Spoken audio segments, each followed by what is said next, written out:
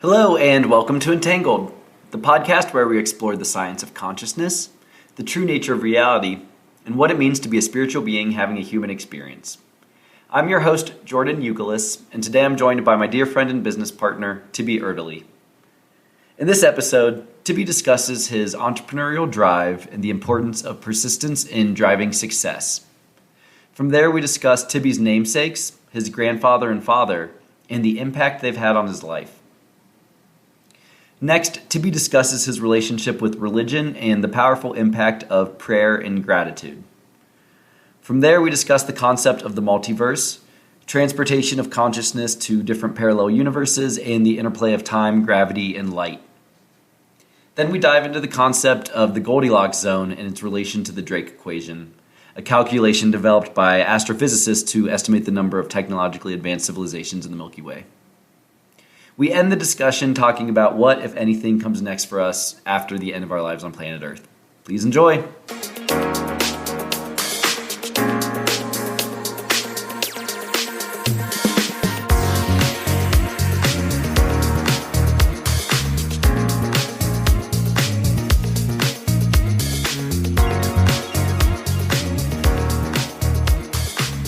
Tonight, I'm honored to be joined by my dear friend and business partner, Tiby Erdely III. Tiby, how are you tonight? Hey, I appreciate the ultra-formal introduction there. For those listening, I go by Tiby, but Tiberio works well too. Doing great, man. Been a super busy week, but I guess as you know, ever since we took on this endeavor with Key, it's been a super busy life. Yeah, no rest for the weary. And maybe to kick things off, it'd be great if you could tell the listeners about yourself, how we got together, what Key is, and go from there. Yeah, totally. So I guess given the topic of the podcast series, I think the universe works in mysterious ways, and things have to happen in a certain way to bring people together. And I'm glad that the universe brought you and I together, Jordan. A little bit about myself. I'm 32 years old. I'm on the cusp of 33. One of the last of the great generation of the 80s babies. I was born and raised in San Antonio, Texas. I went to school down there, studied finance, found my way working at Goldman right out of school. That took me out to Salt Lake City. From there, I transferred over to their New York office where I continued kind of my studies and whatnot and pursuing my passions, which ultimately led me into the private equity industry, out to Denver, Colorado, working for Partners Group, which is around the time that the universe brought us all together. So I found myself in Denver when I was 26 or 27 years old, kind of working with a few different hats at Partners, but mainly in an IR role. And Jordan, as you know, we all kind of came out here around the same time and became friends. Also met Pete, our other co-founder here at Key. And I'd say we definitely first developed a friendship before we developed a partnership. And, through getting to know you guys and where your passions lied and the type of, gentleman that you are and the ethics and whatnot that we all had. And then again, I think our desires to do more and see more of an entrepreneurial goal in our future, we ultimately kind of cross paths in the right way. Key was formed after you so elegantly brought the idea to Pete and I over some beers at Union Station, and the rest is history. Now we're here. Gosh, crazy to think how far we've come in what seems like such a short time.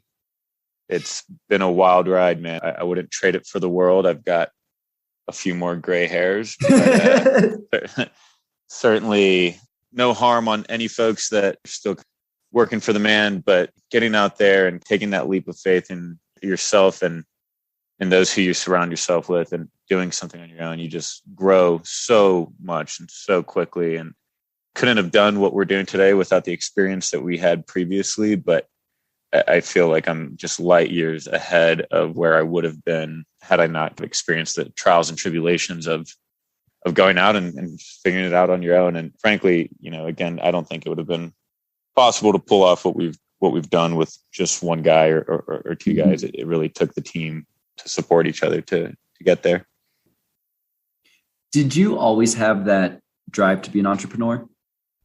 It's a funny question, dude. And I may have told you some of these stories in the past, but the short answer is yes, definitely. And I may not have recognized it as that as much as I always was just kind of a little hustler growing up. I'll give you an example of something that I did at a very young age. And then I'll give you an example of something I did at more formative years in high school. And then, you know, I'll let you deduce whether or not that was entrepreneurial drive. But when I was about 4 years old, so a little bit of background, my dad is an entrepreneur. He's been a small business owner in different ways my entire life. And always the kind of guy to like teach you the value of a dollar and, you know, needing to work hard. And, you know, I'll say, you know, I was raised in a nice household, never really had to worry too much about anything.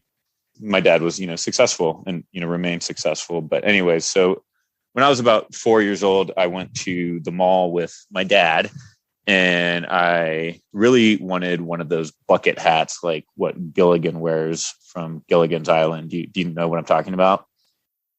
Kind of like a fisherman's hat. Yeah, I know. Yeah. And anyway, so I don't know why I wanted one. And we were walking by a store and I saw a hat and it was, you know, 15 or $20 or something like that. And my dad, you know, hands me the money. He's like, well, you go in there and you buy it yourself. And it was, I think, the first time I'd ever done anything like that. And I walk out of the store with like 20 hats. And my dad's like, what are you doing? And I'm like, well, the guy told me that the hat was a penny. So I bought all the hats he had. And so I walk out of the store with, you know, like, you know, $17 and 20 hats. And the next thing I did was I kept one for myself and took them to one of my dad's stores. He owned an Ace Hardware at this time. And I was standing at the front of the hardware store, set up a little table, and I sold 19 hats at about $15 a piece.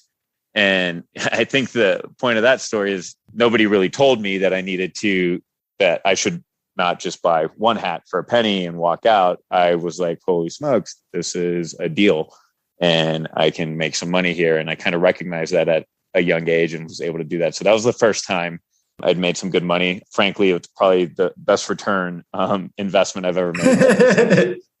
You can do the math. They're multiplying 19 times 15, et cetera. But anyway, so that was my first deal. And, nice IRR on that one. It was good IRR on that one. Not to mention it was super easy sell. You got this cute little kid. Well, I guess I don't want to get ahead of myself, but you know, I assume I was a cute little kid. I've seen pictures. I can confirm. Trying to make a buck.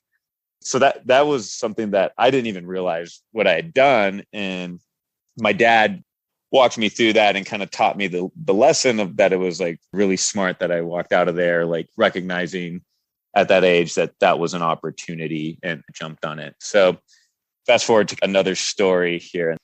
When I was in high school, I saw a similar opportunity. I played high school football and, you know, every year as a means of fundraising, they would offer like different contests and whatnot. And one year we had to sell like these discount coupon booklets, which cost $20 a piece. And my coach was like, for every 7 or something like that you sell, you get a free booklet. So, and, you know, I had like a month to do this. So I spent basically every day after practice or all my time on the weekends going out and selling as many of these books as I could door to door. And I mean, I sold like hundreds of these things. And I walked out with, you know, like 20 or something of these free booklets, which I then went and sold for $20 a piece and made some money. And then in addition to that, I won the contest just from hustling. I got all these prizes. I got to like jump into this cash booth in front of my entire school. But anyways, the point of that one is also recognizing that nothing can take the place of hard work and persistence. And I probably wasn't very good at selling the first few booklets, but after I knocked on 200 doors, I was getting pretty damn good at it and telling a story to go out there and fundraise. And, you know, it was great. I raised a ton of money for my school. I got recognized for it. Admittedly, I was doing it for selfish purposes. I just knew that every time I sold 7, it was 20 more bucks in my pocket because I go sell the next one. And yeah, that's, I don't know. There's a whole bunch of stories like that growing up, but I think those are two that really stand out. And, with that, I'll turn the question to you. Like, did I always know I was going to be an entrepreneur, had the drive? I don't know, but I always recognized good deals and was always, willing to work for them and make things happen. And I've definitely seen that from you time and time again firsthand. And you talk about this idea of persistence. And I think of all your strengths, that's got to be top three, if not the number one. And so would love to just hear more about how you developed that persistence, how you were able to recognize it as such an important characteristic of success. Yeah, I think even going back to the story of selling those coupon booklets in high school, I recognized that you're not very good at something the first time you do it. And you can look at that as failure, or you can stop, right? People close the door, they tell you no. And, you can choose to stop or you can choose to keep going. But if you choose to keep going, you undoubtedly start to get better at whatever it is that you're doing. And if you believe in what you're doing and there's value to what you're trying to get across to someone, and right now I'm tying this specifically to sales, but do be sure that I believe in persistence basically in all aspects of life. But the point is that if you keep trying and you don't let failure stop you, you're going to get better at it.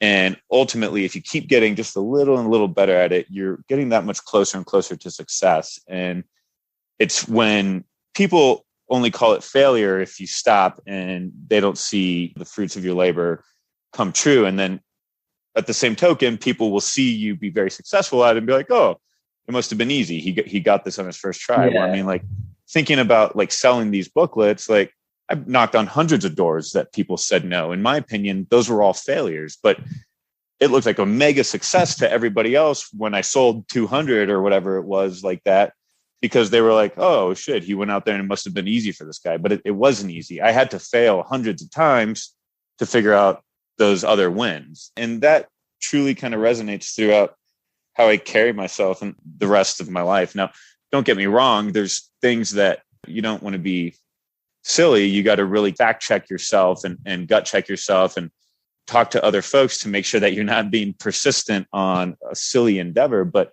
if you keep getting positive feedback, even though you aren't getting the result that you want, and you've got not only that internal spirit saying, press on, keep doing this, it's going to work. And you've got folks around you that say that love and trust that are telling you the same, then press on. I mean, But if you start to have internal doubts and people around you are like, hey, this might not be the best idea, you got to read the room as well and do things that you can and control what you can within, where your strengths lie and try to do better. Yeah. And as you're talking about that, it makes me think of that poster, right, with the iceberg that says success, and then under the water, it's like doubt, failure, rejection, all that. Exactly. I mean, Jordan, I think about raising our first fund here, right? Everyone's looking at us and right now, and our friends and family members and our investors are like, wow, these guys were successful, but it wasn't easy finding those investors. And people were like, oh, you succeeded at your first endeavor. And I don't necessarily view it that way. I mean, now I view raising Key Fund 1 ultimately as a success, but in reality, we had to fail, I think, thousands of times in the process of figuring out how to raise Key Fund 1. I mean, we weren't successful the first time we tried to go out there and raise Key Fund 1. We had to lose hundreds of times to win a handful of times. And ultimately, it's those wins that kind of everybody sees and saw or remembered, and that's what you're known for. But this wasn't like you started your first. People were always like, oh yeah, it usually takes people start a few companies before they hit it. I mean, I think frankly, we're kind of in the same boat. We had to revamp our process, rethink how we were doing things at Key, continue to get better and better through persistence, through checking ourselves, through talking to each other, through talking to other folks to come up with a better strategy that actually worked to raise Key Fund 1, right? And you also talked about, the struggles that we go through. And thankfully, we were so naive when we went into starting the business that we didn't recognize how long and hard it was going to be. But for me, one of the biggest benefits of having you and Pete as co-founders is that obviously we all went through those tough times when fundraising seemed like it was never end, and then you had the vape crisis, and you had the cannabis public Oh my markets God. crash, and Yeah. COVID. But like the nice thing was that I feel like even when I was at a low point, you guys weren't, right? And so the timing was like we were always able to be there for each other when we were going through those doubts or we're scared about Totally, man. I don't think that in particular what we did would have been possible, especially at our age, with the lack of not just knowledge in how to fundraise, but even just the lack of Rolodex that you get from being, just a little bit more seasoned in your profession. Like without you guys, I don't think it could have been just two of us. It had to be the three. I think four would have been too many because we wouldn't have been able to like make decisions. It's always nice to have that tiebreaker. And obviously you and I can speak probably pretty well to our specific scenario. And I think that there's a lot of universal lessons learned from what we went through, but at the end of the day, every situation's different. But at least from our situation, I can certainly say like it's nice to have co-founders when you're tackling such a difficult endeavor. And so to kick things off, I mentioned that you were Tiberio the third. Would love to learn a little bit more about Tiberio the first and the second and the impact they've had on your life. Yeah, man. I've got a close family. Crazy timing with the podcast. My actually a week and a day ago, we put Tiberio the first to rest. My grandfather recently passed away. And then today actually happens to be Tiberio Jr.'s the second birthday, 62nd birthday. So I didn't realize that. Tell him I said happy birthday. Yeah, he's 22. It's kind of a weird one, but yeah, I'll let him know that you say that. But yeah, so my grandfather very much is. I kind of still talk like he's still here, but he's really been the patriarch of my family, leading the charge and whatnot. And he, he's a successful man, engineer by trade, lots of great investments, and he's always been that old school, old boy gentleman mentality of investing and how he treats his family and whatnot. And I think some of the things that I really took from my grandfather were always being a gentleman and acting gentlemanly within your business. And what I mean by that specifically is being honest, being transparent. Don't screw people over. Like it all comes back to you. There's better business in doing good business. Don't be a pushover, don't let people F you over and stuff like that. But at the end of the day, make sure you know who you're doing business with, who your dealings are with. And, those were lessons that initially were taught to me with regards to friendships and how to treat family. And that ultimately really led into business and pretty large family. So cousins and aunts and uncles and all that. But my grandpa, again, to the old school mentality, I would say and argue that I'm certainly the one to carry his name and his legacy being the third. And I think that I always held a special place in his heart because of that. And he certainly took me under his wing early on, always trying to like point things out to me, like difficulties that he went through and how he overcame them and people that he met throughout his life and the impact that they had on his life, whether negative or positive, and lessons that he learned from stuff like that. But I think first and foremost, just always really, really focused on the never-ending story of be a good person, do good to others. He was somewhat of a religious man too. Always told me the importance of faith and making sure to be humble and thankful and whatnot. And then by no surprise, a lot of those characteristics that my grandpa would, always try to instill on me were certainly major personality traits of my own dad. So a lot of that stuff that my grandpa would try to pass down to me was being passed down to me on a daily basis from my father. Although I would say at an early age, when my dad was really kind of in his prime of working, I mean, he was just working so much and working so hard, especially as a small business owner, like open to close all the time, just out there working on new ideas, new projects. That like a lot of what I saw from my dad, getting to know my grandpa from like that high level and him already being a successful man, basically by the time I was born, and then watching my dad work towards his success, I think coupled a lot of the sentiments that I have about being persistent, because I saw my dad working his butt off and then bringing that all together with the lessons that my grandpa would teach me about being a gentleman in business and doing the right thing and all that. And then watching that happen in real time with my father. And then also being able to kind of lean on my father's opinions and whatnot as I grew up. And, anytime I messed up or got in trouble or did the wrong thing per se, my dad always made it a point to sit me down and sometimes nicely and sometimes not so nicely point out the flaws and make sure that I sat there and listened to him as he would beat the drum and teach me a lesson and tell me like why something I did was wrong or how I could improve my situation. And I think that those are characteristics that I've frankly also taken upon myself in my own personality. I find myself sometimes, whether or not people want to hear it or whether or not I even have the right to, and that's probably something I need to work on. I find myself trying to give my friends friendly, fatherly type advice. And, at the end of the day, it's always kind of it may not always be well received, but it's always well intentioned, but something that I need to work on and good to recognize just generally that everyone has flaws and needs to continue to work on themselves is that, my delivery potentially needs to be changed. And I think that my dad, that's probably something that I picked up from him. Sometimes, his delivery isn't always this, the best, Mm-hmm. and we can butt heads sometimes at the way he messages things to me. And, I can see that. Hopefully that's answers your question well of my relationship with those guys. No, it does. That's great. And I know I've been lucky enough to have gotten to meet your father and your mother and your sister actually multiple times. So I just love the family. Did not get to meet your grandfather, unfortunately, but it's beautiful to hear the impact that he's had on you, and he's blessed to have you carrying on his legacy. Yeah, absolutely. Thanks, man. You also mentioned that your grandfather was a religious man and that he really was instrumental in your early development of faith. So I would love to hear what has been your relationship with religion over your lifetime. Yeah, my grandpa, if I really had to say who's been the most religious influence in my life aside from him, and it's probably not crazy to think about this, but it was actually my grandma, his former wife, and she really taught religion and instilled it upon me. And so I was raised Catholic.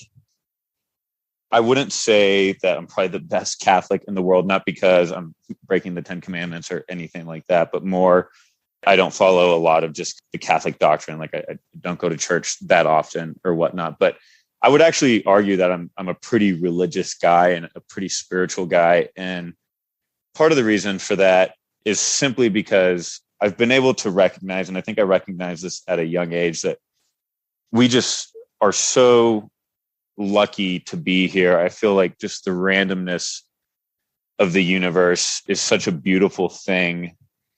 I think that it's important to potentially call it what you want to call it. I call it a higher power. I don't know what it is, but I think that there's something to be thankful for out there and for the situation that you're in. And I frankly think that the energy you put out is reflective of the energy that you receive back in the universe. And I think something that's near and dear to my relationship with God or with a higher power is that I get down on my knees daily, usually several times a day, and just give thanks, because I recognize that, there's so many other people in so many different types of situations. And I just feel so fortunate and so blessed to be where I am at this point in time. I think it's just super, super important to stay humble and not grow a big head or grow a big ego, and just understand that nothing is forever, that we are here for a finite amount of time. And call it luck, call it what you want, but circumstances change on a dime, and it's important to recognize your circumstance at any given point in time and to just be so thankful for that. And whether you're going through good times or going through bad times, I think it's important to have, call it that internal dialogue with yourself, so that you can recognize where your psyche lies at any point in time, and recognize when you need to work on yourself. Maybe you need some me time, maybe you need some friend time, maybe you need some mom time, or time with your dog or whatever it is. It all steps back to being able to internally reflect have that kind of relationship with yourself. That relationship with myself is also, my internal relationship with God. And, it's something that prayer has always been a big part of my life. And, I think people pray in different ways. Some people meditate, some people pray, some people talk to their dog, whatever. Yeah. It really is incredible how powerful that prayer and thoughts of gratitude can be. And, to your point on it's when you're going through good times, it's naturally easier to feel thankful. And when you're going through tough times, it can be hard to remember all the good things that you do still have. But it does just, as I've continued to really try to think about gratitude and the importance of it, and as I've incorporated meditation into my life much more in the recent years than early on, it really is just powerful how that can just magnify your appreciation for everything. It really does. And I said, I feel like the energy you put out, it will affect the energy you receive back. But I think even more than that, like your brain the brain is the most complex thing that we scientifically know of in the entire universe. Right.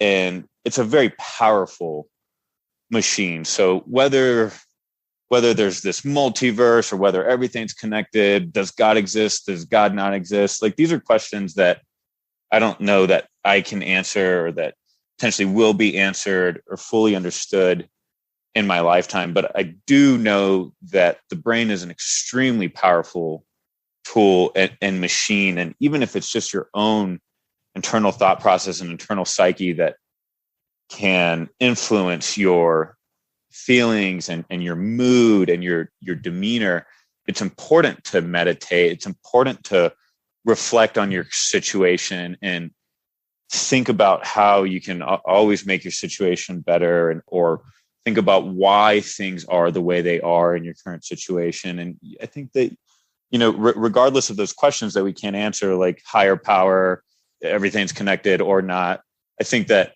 you can certainly at least answer today that internal reflection and the internal desire to put yourself into a better state than what you're currently in is very possible to do through, again, the most powerful thing that we know of that exists in the universe is the human brain. Yeah. From a computing standpoint, let's not talk about the energy of black holes or anything like that. Well, there might be time for that still. You know me. It is crazy about, as you talk about the computing power of the brain. Don't they say that we only use something like 10% of it? Yeah, I've heard that before. I think that's a misconstrued perception. If you look at, and this is, I'm no brain surgeon or neuroscientist or anything like that, so I'm just telling you things that I read. I can tell you that I would consider myself to be well read on stuff like this. When you look at like somebody who's mapping the brain and figuring out the different parts of the brain that light up when certain thoughts or feelings or pressures or physical touch or something happens, it actually looks like most of the brain does get used. I think that the statement that you only use 10% of the brain is not necessarily true. I think that it's more that people don't unlock the full potential of what their psyche could actually do. So I think the whole brain's in use. I just think that the brain can be wired in so many different ways that the brain is a more powerful computer than most people give it the appreciation for, if that makes sense, right? Yeah. It's the equivalent of having call it a giant 4-wheel drive truck that can trud through mud and snow and all this and that, but you only use it to drive back and forth from the grocery store. You're using the whole truck, but you're not really using it to its full potential. Yeah. And I only say that because I drive a big ass truck. So.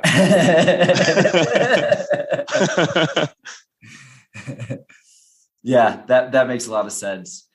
And it's interesting too, as I think about like a lot of the work that they're doing with psychedelics research and like the connection between what's happening with psychedelics and neuroplasticity and how it enables your brain to unlock from some of the ruts that it's been in and then now enable like neurons to connect in new ways that weren't possible before. So right. Wild. Yeah, I love that example of like the snow falling on the brain and then skiing down and creating new synapses and whatnot, right? Yeah. So you touched on the multiverse earlier. I was thinking about this is very random, but I was thinking about the multiverse the other day because I was also thinking about time travel, and I was thinking that like if the multiverse is such a thing that like there's infinite combinations of realities, then wouldn't another way of time traveling be if you could just simply transport your consciousness to another alternate reality in that different time? That's interesting, right? So if time's flowing generally in the same direction, and I mean, who's to say, right? We don't know what the physics would be like in a different universe, but let's just assume for your example that time flows in the same direction of these other universes, right? If you died 3 years ago in a car accident in one of these other universes and time's flowing in the same direction, then you all of a sudden transport yourself into somewhere where you don't exist anymore, right? That's kind of a wild thought.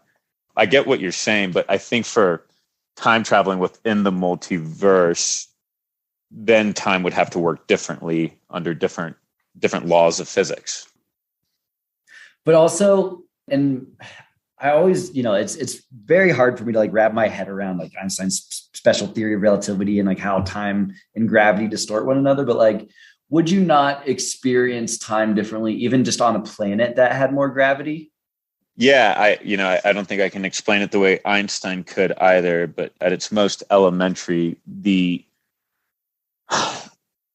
and a good example is light, right? So light can't escape a black hole, right? A black hole's gravitational pull is so immense that light just basically gets stuck there. The idea with relativity is the more immense the gravity, the slower time goes. So if you a black hole is a time machine into the future.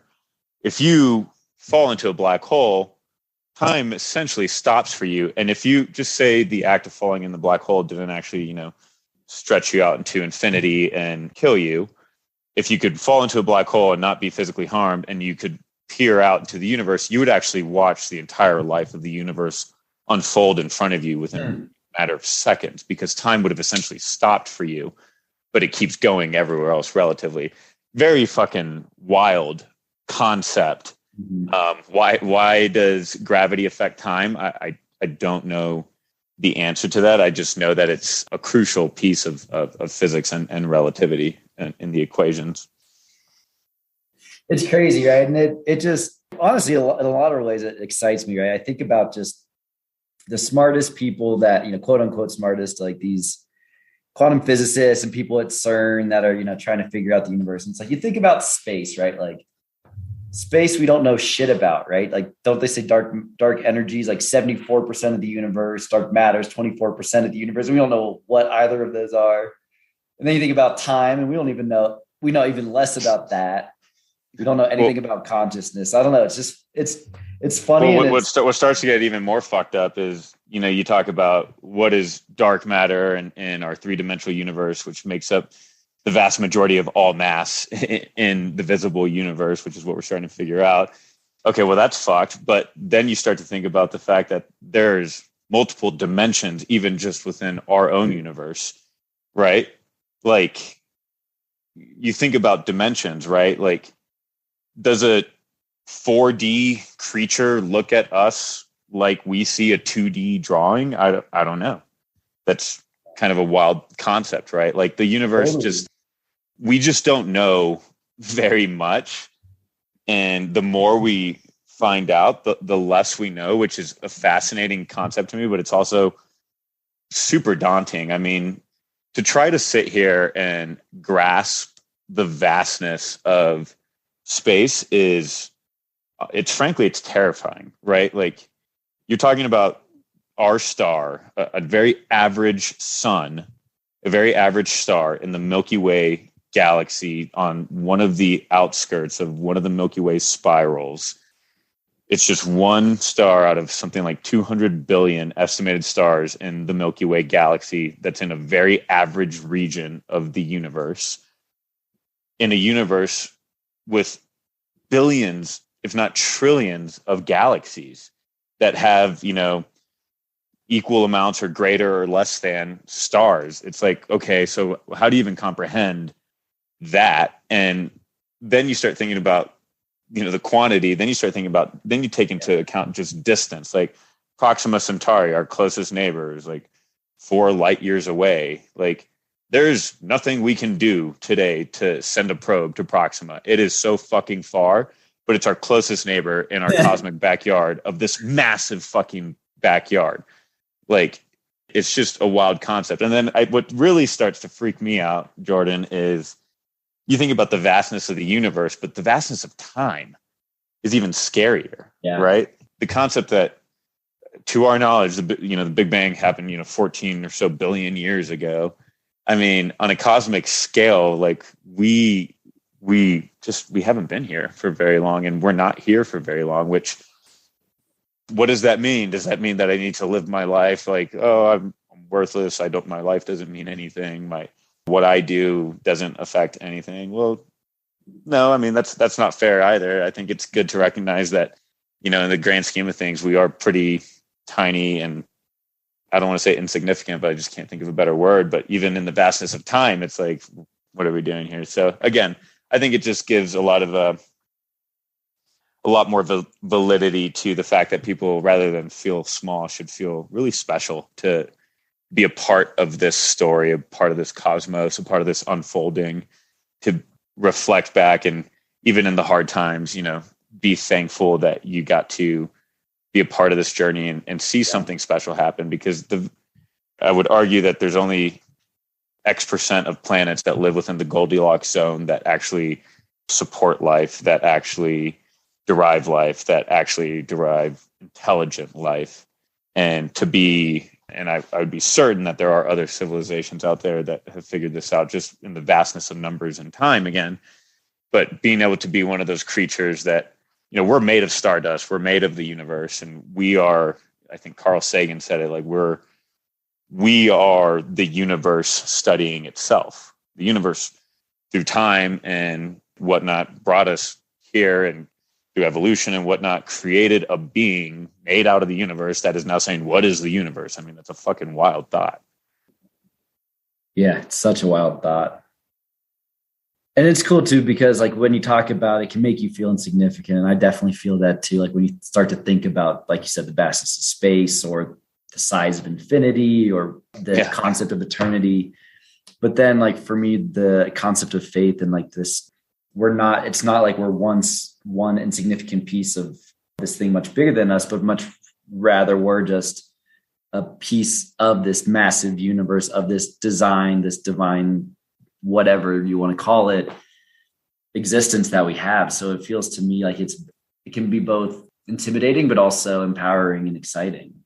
Yeah. And I think that's exactly right. And I think it's easy to be intimidated by it, but at the end of the day, you got to recognize that we're just not here for that long. And where's the fun in being intimidated by it? Rather than that, just embrace the finiteness of what this is and do your best to understand it, or don't, and enjoy the gift along the way. I mean, I'm not here for long, but super thankful for the opportunity to have had this existence. And what does it mean?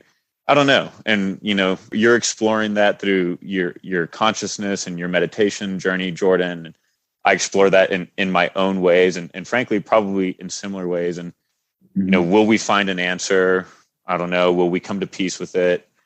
I don't know, but it's kind of fun to figure out. I think that even just back to, going into business, like being curious is fun. And I've always enjoyed conversations like these, or learning about difficult concepts and whatnot, because it's interesting. And I think it's a better way to spend my time to be curious than to dwell on the fact that we're all going to die. Yeah. We're not here for that long. Right. So it's better to be a philosopher than upset at your situation. Yeah. What's the Chicken Little, the sky is falling. Exactly. And you mentioned earlier the concept of Goldilocks zone. Could you explain what that is? Yeah. So think about our sun and the Earth. The Earth sits at a point between us and our star where it's not too hot, it's not too cold, liquid water can exist, and the conditions for life are apparent. You got a small rocky planet, and you've got, protection from larger gassier planets on the outside of the solar system that help prevent comets and asteroids from just fucking us up all the time. And anyways, that at its highest level is the Goldilocks zone. Now, any star system out there, based on, the mass of the star and how hot the star burns, its luminosity, etc., just through simple math, there's going to be an orbital point out there that is going to be that star's Goldilocks zone. So actually, when scientists are out there hunting for planets, actually, even before I get into that, Jordan, are you familiar with how scientists find planets around other solar systems? No. So it's just important to point this out. So I'll keep it super high level, but when you are out there planet hunting, you basically use an extremely powerful telescope. There's many of these in the world, and you track a star and you measure that star's luminosity.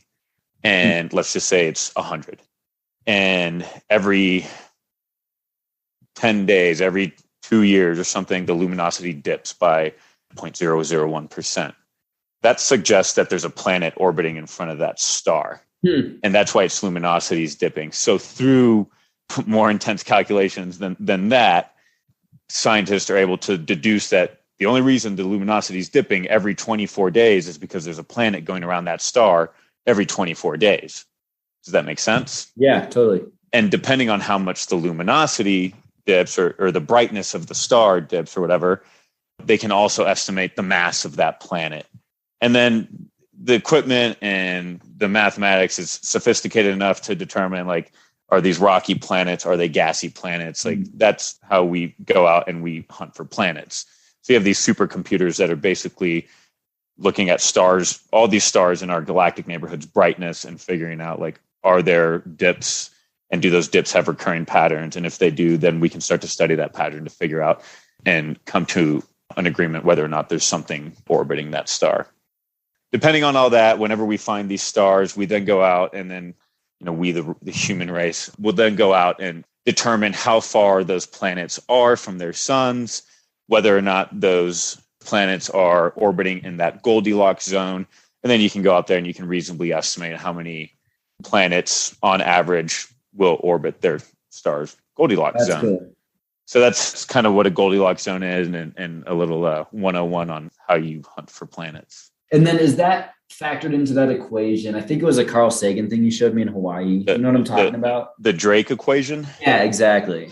Yeah, so Carl Sagan does a really good job of explaining the Drake equation, but yeah, that's what it was. And so the Drake equation, for everyone's benefit, and I'm actually just going to Google it so I make sure I don't mess one of these up, is essentially a formula to figure out how many technically communicative civilizations may exist in the Milky Way galaxy. And it's basically a formula, and the formula says, what is the rate of star formation within the Milky Way galaxy? So we know that today there's about 200 billion stars.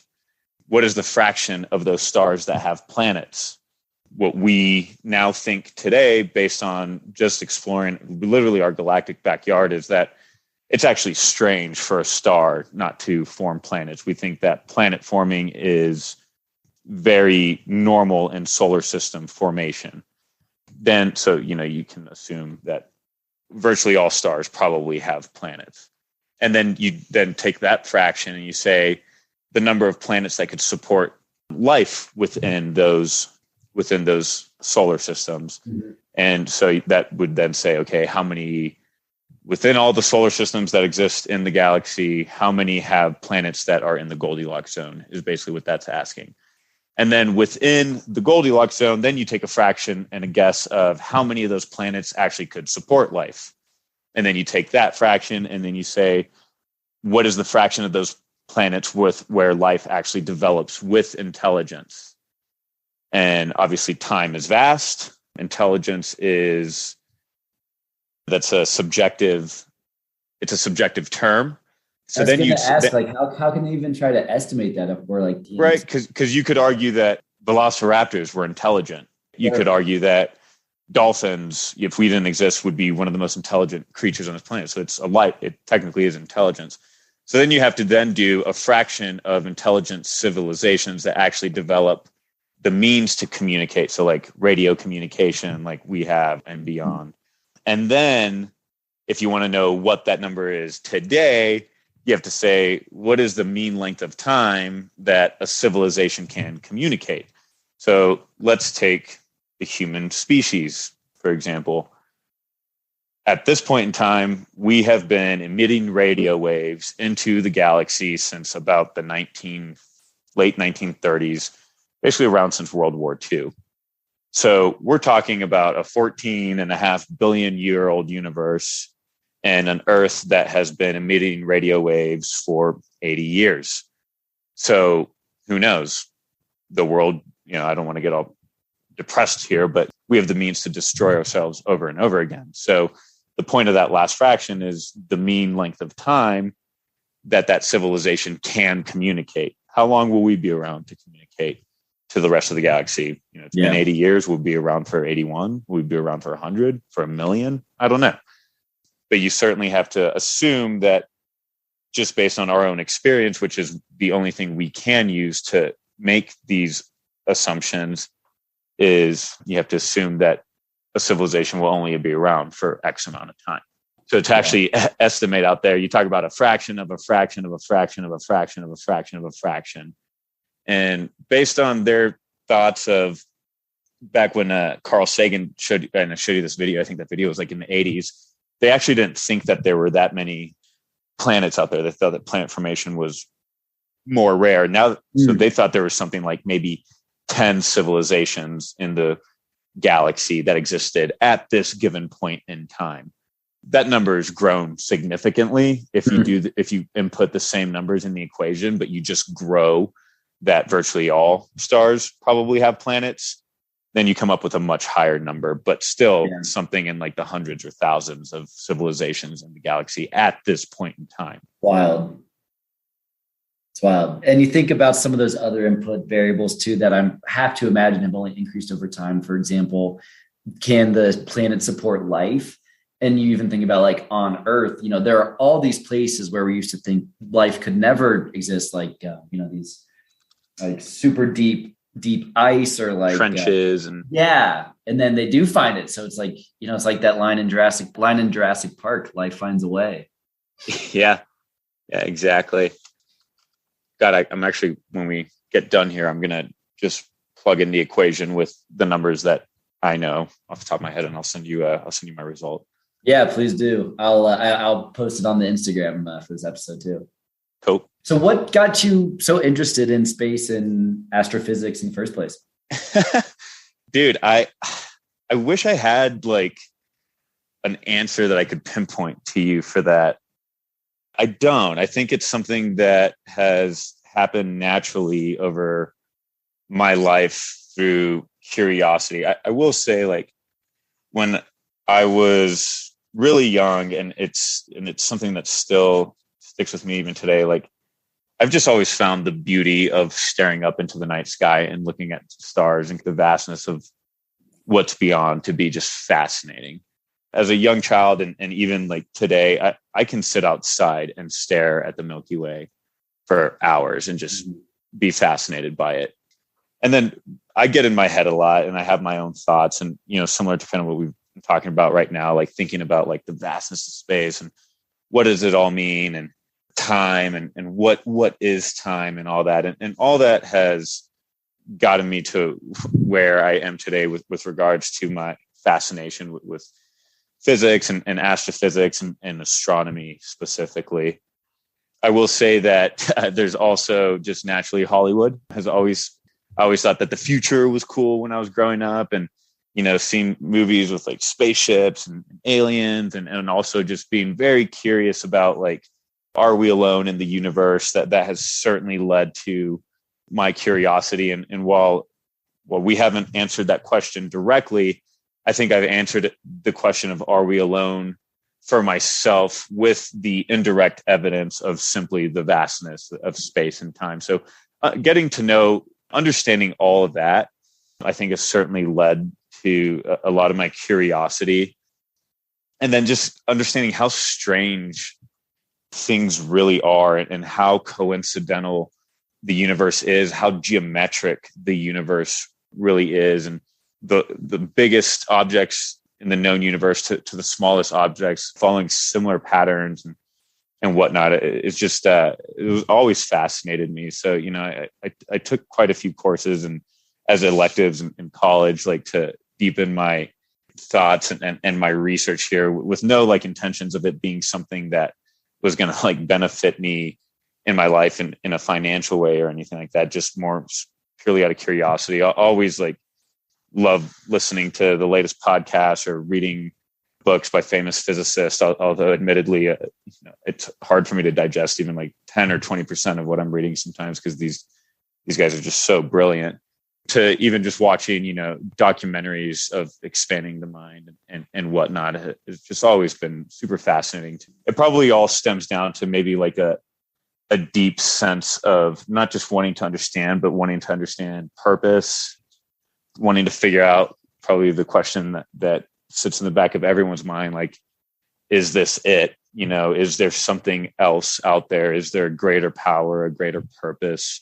And I've always found that religion and my kind of bring it full circle, I guess, my take on how crazy the universe is and how coincidental it is has really married itself together in my mind. And I'd say I'm still certainly figuring it out, and I'll probably never figure it out. But the way I think of it is, you know, every time I learn something new, whether it's on a religious aspect or on some new physics or some new, you know, laws of physics, blah, blah, blah, are discovered, it's like a new puzzle piece. And then my brain puts that together somehow in my head that makes it all make sense to me. Again, I think to some of the earlier points we were making, I think that, you know, while I never studied this or was interested in this for any other reason other than curiosity, I think that my curiosity in this field specifically has certainly just expanded my mind to be more open and receptive to any new ideas or anything like that, which I think has certainly just that natural curiosity and like, I guess, tenacity to go out there and try to learn and make sense of things has certainly helped me again in business and in relationships with friends and family and loved ones, et cetera. Just, you know, always knowing that you really don't know shit and there's no possible way to know everything out there. And it's good to be a sponge and to learn from other folks and hear new perspectives and hopefully be able to change your mind when your mind should be changed. And you mentioned one of those big questions that we all have is this it? And so I'm curious, what do you think comes next? Well, I'll tell you what I want to hear, which is that there is something beyond. And I think that most people probably feel that way. Is it heaven with streets paved of gold? I don't know. That would be really cool. And I'd welcome that. Is dogs. It lots of dogs? You know, you get to see your old family members again. And it's kind of a continuation of this life. Yeah, that's an interesting concept. I don't know if I fully buy into that more than I buy into, you know, like energy cannot be created, neither destroyed kind of thing, that our energy is more transferred into something else. The idea of consciousness is super interesting to me. So I think like if I had to tell you what my ideal scenario would be like some form of a heaven, whatever that may be, not necessarily like the biblical heaven, but some form of transcending to the next phase of consciousness where you're a higher power. And maybe that's what other dimensions are. I don't know. Like, yeah, people talk about transdimensional beings and shit like that and crazy experiences that they've had with creatures like that or whatever. You know, it's kind of wild. It's just, that's what that would be ideal, because it wouldn't all be over, but also realistic side of me, and also what I've learned from the science side, even though science can't explain everything yet, and I don't frankly think it ever really will be able to, not at least maybe not within our lifetimes, is that, there's probably a good chance that life is random and consciousness is random, and when we die, that's it. So I think it's just as plausible. And that doesn't mean that life isn't special. It doesn't mean that consciousness isn't special. I think it's in a way even more special if that ends up being the case, because you really have to take advantage of the time that you're here. I think regardless of what is beyond life and consciousness, it's just important to make sure that while you're here, you take full advantage in a way that is giving, thankful, caring for others, and try to make the best of your situation here whilst not making other people's situation worse to your benefit. As long as you're giving back and doing the best you can, like, I don't think anyone, doesn't really matter what's next. If there's something next, great, you're going to have good karma. If there's nothing next, great, you're going to be remembered for however long you are, and you got your shot at the universe, and that was, you were lucky to have that in the first place. Have you ever just sat and thought about like what it took for you to be born, Jordan? Like all the events that had to take place? I haven't, but that's pretty wild thought. I mean, I'll try to do this really quickly, right? Like, based on known science, right? Like, the universe started out with the Big Bang, 14 and a half or so billion years ago. And it took millions of years for the first galaxies and stars and stuff to be formed. And those were super primitive galaxies, super primitive stars, basically burning only like the first element of the periodic table of elements. And what stars are is they're factories. A star fuses helium, it fuses hydrogen, and they're so heavy and they burn so hot that they eventually run out of fuel, they explode, and they bust those new elements out into the galaxy, into the universe. And then those elements, those heavier elements that were created, turn into new stars one day. And then those new stars fuse those heavier elements into even heavier elements. And then all of a sudden you have this periodic table of elements with like 120 something or whatever elements in it. It took billions of years of stars forming, fusing, exploding, dying, new stars forming, fusing, exploding, dying, just to get all the elements that exist today, and that randomness. And then in that randomness, every atom in your body was created in a star at some point in the life of the cosmos. And then all the randomness of just even the Earth coming to be where it is, the fact that we have a moon where it is, like the fact that the dinosaurs got killed 65 million years ago, like the fact that there was an ice age 10,000 years ago, the fact that your grandfather met your grandmother and then your dad got lucky on the right night at the right time. Like, like all of everything that you're made of started billions of years ago. Yeah. In the heart of stars. Like, it wasn't like the universe exploded into existence and all the elements existed. It took billions of years of star formations and stars exploding. You are made of supernova dust, basically. Yeah. That's fucking wild, right? Like, wild. Well, and what's crazy about that is you think about the idea of, is there a divine plan? And whatever, the word divine might be controversial for folks, but regardless, like, is there an order? Like there is, of course there is, because there has to be, right? Like, we live in a complicated chaos theory type order. So there naturally, of course, is some semblance of order in the universe. Now, what created that? Was it some conscious entity? Was it just complete randomness? Like, I don't know, but it's pretty. And that's the hard part of the question, right? Like, we all, because we live in this orderly society, and because I can reflect back and be like, oh, well, yeah, my grandpa met my grandma and my dad met my mom, and I'm here. Like, it feels like some divine order. But again, when you think about the vastness of the universe and the vastness of time, it's also not far-fetched to think that everything's just fucking random. It's wild, man. It's who knows what the answer is. Like, I don't know that I believe necessarily in destiny, but I think that where we exist and how it came to be, and this is where I get my religiousness from, Jordan. Mm-hmm. It seems to me like there has to be some sort, and you're right, maybe the word divine is not right, but the divine works for me and my beliefs. Like, it seems to me that there is some sort of divine intervention. Now, is it a grand plan? Like, is the plan perfectly laid out, or is it more of an outline? It's probably more of an outline, rather than like Tiby was supposed to be named Tiby, and on 2/2/22 he's going to have a podcast with Jordan. Like, I don't know that things necessarily work that, I don't think that the grand design was like that, but maybe an outline of the universe and see how things play out. But then it begs the question, what's the point? Like, why do this? Yeah. Why devise this grand plan? It begs that then you get back to saying, oh, well, shit, maybe it just is random, but I don't know. It's tough.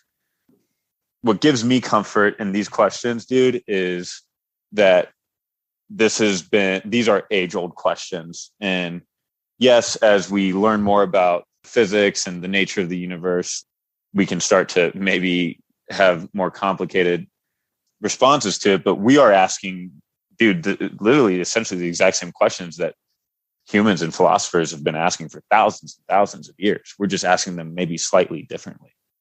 Yep. I just pulled up one of my favorite quotes from Forrest Gump. I don't know if we each have a destiny or if we are all just floating around accidental, like on a breeze. But I think maybe it's both. Maybe both is happening at the same time. Yeah. Yeah. I mean, I love Forrest Gump, so I appreciate 110% that you brought that one up. But I mean, it's true. Like, was there destiny here, or are we just some super evolved form of monkey hurling on a ball in around a very average star in a very average galaxy in a very average region of the universe randomly? Like, what is it? I don't know. Wow, man. Well, this has been so much fun, Tiby. Yeah, dude. I wasn't, you and I talk about all sorts of shit all the time, but a lot of our time's spent talking about business and work. So I wasn't totally sure where this was going to go. But this was fun. Yeah, man, definitely. I'm glad we got to do this because you're right. Like, it's funny, for as many hours that we're talking to each other and have spent together over the last several years, just like, we don't ever take time to just talk about crazy ideas about time and space. So I'm super excited I've gotten to do this with you. Well, I'm sure we'll be doing this sometime soon around my kitchen table, and I look forward to it again. Absolutely, brother. All right, man. Well, good chatting with you, and I look forward to listening to my voice on the podcast. That's going to be but awesome, I'll send it around. All right, take cool. care, man. I love you, man. Take care. See ya.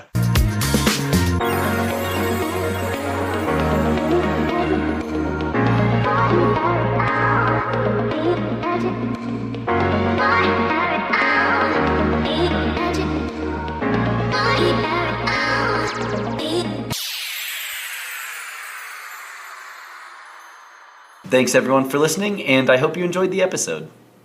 When Tiby was describing his ideal transition after death, he said it would involve transcending to the next phase of consciousness.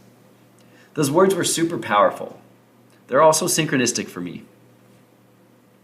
Just the day before, I'd been thinking about the principle taught by Maharishi Mahesh Yogi that enlightenment is our birthright. Now, I spent most of the first 30 years of my life subscribing to the reductionist idea that life and consciousness are totally random and that there's likely nothing for me after death. Then, as I discovered spirituality, some of the most meaningful ideas for me came from Aldous Huxley's essay, The Perennial Philosophy. His essay looked at the commonalities in writings of saints and prophets across all religions, and he found common themes, including that, number one, there is an infinite, changeless reality beneath the world of change. Number two, this same reality lies at the core of every human personality. And number three, the purpose of life is to rediscover this reality experientially. That is, to realize God while here on earth. Then we get to Maharishi and the idea of enlightenment as our birthright. Maharishi taught that the reality of transcendence and practices for transcending can be found at the inception of every religious tradition, but they often became lost or obscured. Yet human beings are designed for enlightenment. It is everyone's birthright. And as I've experimented with holotropic states of consciousness and seen what I believe to be our glimpses into this potentiality, this idea has resonated with me more and more. Could enlightenment truly be the birthright of every human being? Not something just relegated to the Siddhartha Gautamas and the Jesus Christ of the world, but available to each and every one of us? And if so, is the process of transcending to the next phase of consciousness something that only happens after our death? Or can we start to experience that transcendence today, now, while here on Earth?